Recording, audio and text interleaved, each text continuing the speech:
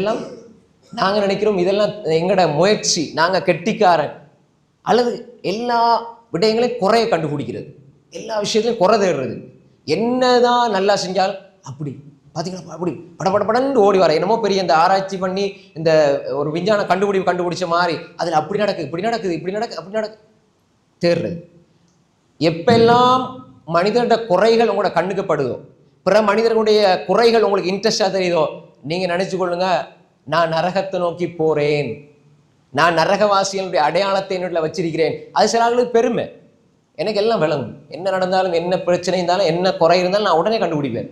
அதை சில ஆட்கள் பெருமையா சொல்றாங்க. சகோதரர்களை, நானும் தான் நீங்களும் தான். அடுத்தவண்ட குறை எங்களுக்கு தெரியுது என்று சொன்னா அவன் தான் ஆகப்பெரிய மோசமானவன்.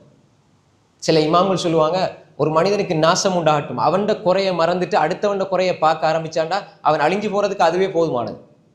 யார் தண்ட குறையை பார்த்து தன்னை திருத்தி கொள்றதுக்கு முயற்சிப்பாரோ அவர் வளர்ந்து கொண்டு செல்வார். பிற மனிதனுடைய பார்த்து பிற மனிதனுடைய குறையை தேடிட்டு போறவர் அழிந்து போய்விடுவார். அன்புக்குரிய சகோதரர்களே, ரசூலுல்லாஹ் சொன்னாங்க, நான் எடுத்து வச்சு பேசுறேன்னு நீங்க நினைச்சிடக்கூடாது. வளைஞ்சா இப்ப நீங்க வந்து அந்த ஹதீஸ் தான் எடுத்து தருவேன். இது ரசூலுல்லாஹ் சொன்னது.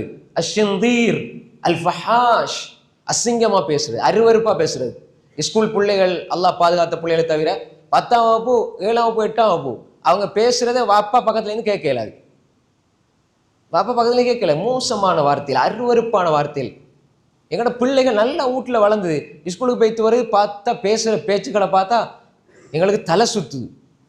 ரோட்டால் நடந்து போகும்போது பிள்ளைகள் பேசுறதை கேட்டாலே தலை சுத்துது. அல்லாஹ் பாதுகாக்கும், அல்லாஹ் பாதுகாக்கும். வார்த்தைகள், உங்களோட பிள்ளைகளை கூட டே வாடா போடா அப்படி கூப்பிடாதீங்க சகோதரர்களே. அன்பா கூப்பிடுங்க. வாங்க வாப்பா போங்க, மரியாதை கூப்பிடுங்க. மனைவியும் தான், வாங்க போங்க, அன்பா கூப்பிடுங்க. இறக்கத்துல வேற மாதிரி கூப்பிடுறது வேற விஷயம்.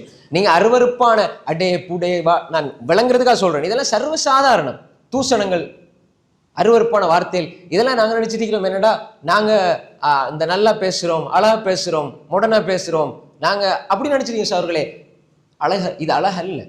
அல்லாஹ் இதை விரும்புறதே இல்லை. லா யுஹிப்புல்லாஹ் அல் ஜஹ்ர பிஸ்ஸூ மினல் கவுல். அசிங்கமான வார்த்தை அல்லாஹ் விரும்புறது இல்லை சகோதரர்களே. அன்பா பேசுங்க.